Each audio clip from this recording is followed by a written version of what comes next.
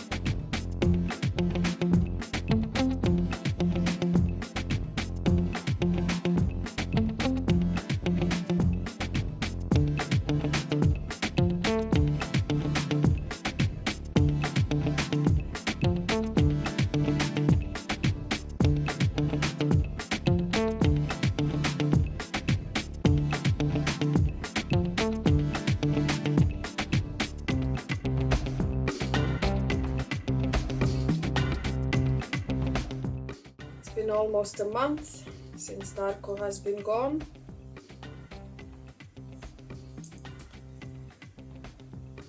We are adjusting.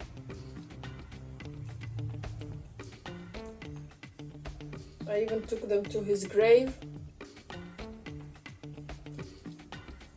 And yeah, it's okay. We're fine. They're always busy and keeping me entertained, so it's okay. Yeah.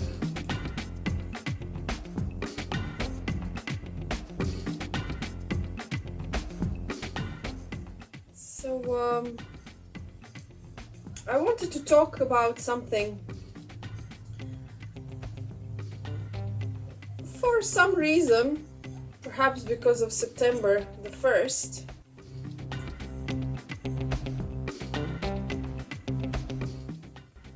the Taura Day,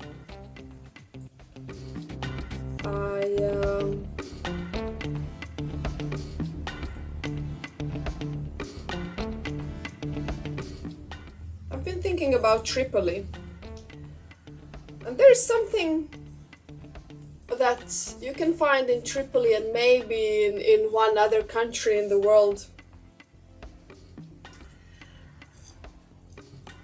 Maybe more than one, but there's something specific whenever somebody comes to Tripoli. They say, the way people drive, it's just crazy.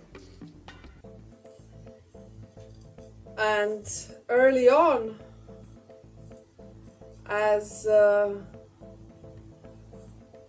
before I got a car, I was, taking taxis all the time. One of the taxi drivers told me that in Libya, people don't drive cars. They play PlayStation. Need for Speed. And actually that is in a way true. So the principle of driving is always Just step on the gas. and a lot of people have the automatic cars. So when they step on the gas, they step on the gas. And there's a fast road in the middle of the town. Actually, it goes through let's say it divides the center of town, or not the real center, inner center, but like the central part of town, And if you're outside of that, it's not a real ring road. There's another ring road that goes around town, but this one goes like through town, through the between the center and the sort of outer parts. It's not the outskirts, but the sort of the residential area, you could call it. Although there is the residential area within, on the inner side of the of this ring road. It's Tripoli, which means the fast road or the quick road. I gotta count this.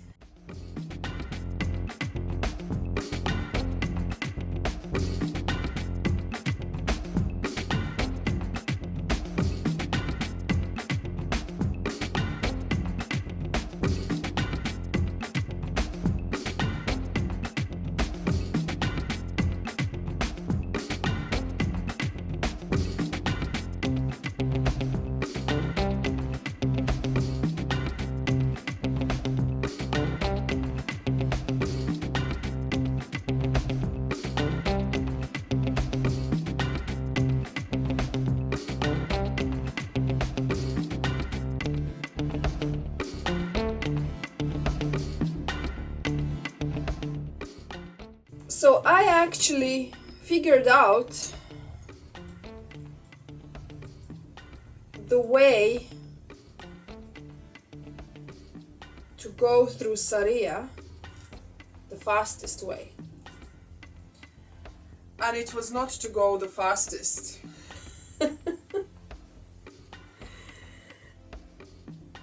It was not being the fastest on the Saria does not mean that you get somewhere the fastest. Because what happens is that a lot of cars actually just get stuck one in front of the other. It just creates a traffic jam. You know, the bottleneck, it congests. As soon as you have one car that is a little bit slower and then two cars are racing against each other, and then all the rest of them are just kind of piling up. So the way I hacked the Tripoli was that I always kept at least 100 meters behind the car that's in front of me.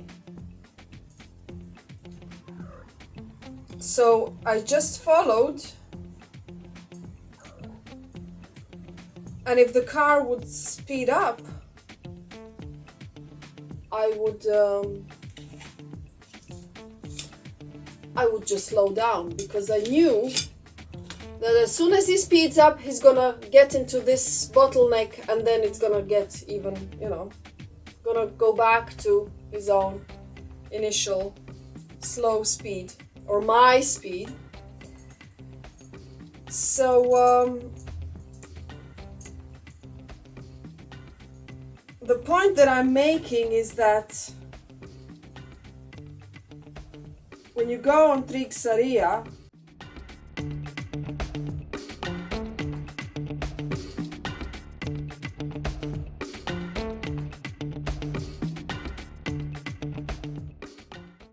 in order to get somewhere fast,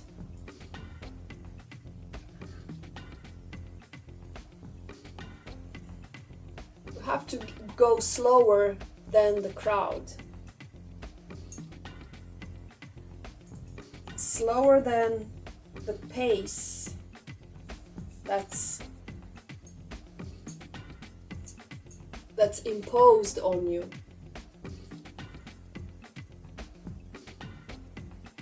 The situation, if you force the situation and the circumstances don't allow it, you're not gonna go anywhere. You're just gonna have to be stuck with the rest of the people and get even more frustrated. But braking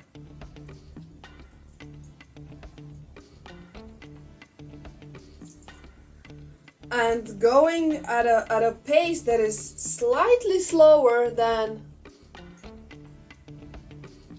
the crowd actually gets you there faster. You don't, I wouldn't even say faster, I would say actually smoother.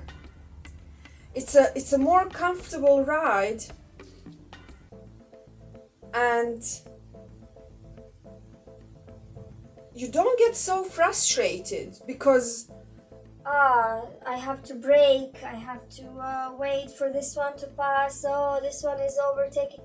no, you just go, keep your distance, observe what's going on. He's gonna get stuck, okay, I'm gonna go into this lane and Slowly cruising, and then get there happier. Of course, I loved driving in Tripoli at night. 3, 4, 5 in the morning. That was the best time. Then you could just go straight. There was always traffic, but Trixaria was a dream. Even the Trigshat, the coastal road, that was so beautiful at night. So the most beautiful moments there. Anyway, why I'm saying this is because a long time ago, when someone asked me about why can't I do this and why is this not happening to me, I actually remembered the Trixaria. And this is how I like pacing myself with the situations in life as well, not just the roads and the traffic. Whenever you see that the whole environment is speeding up, rushing, just step on the brake. Try to see what's really going on.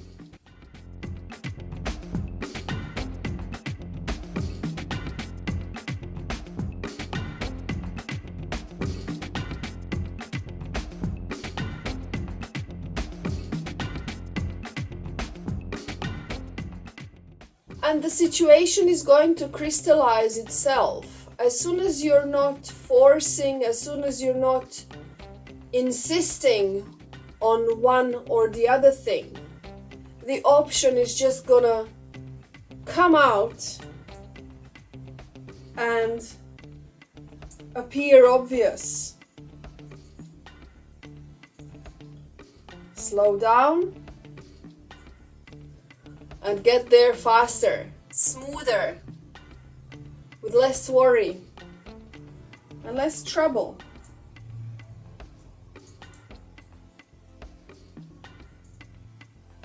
Sometimes you cannot predict when the accident is going to happen. But at least if you keep your eyes open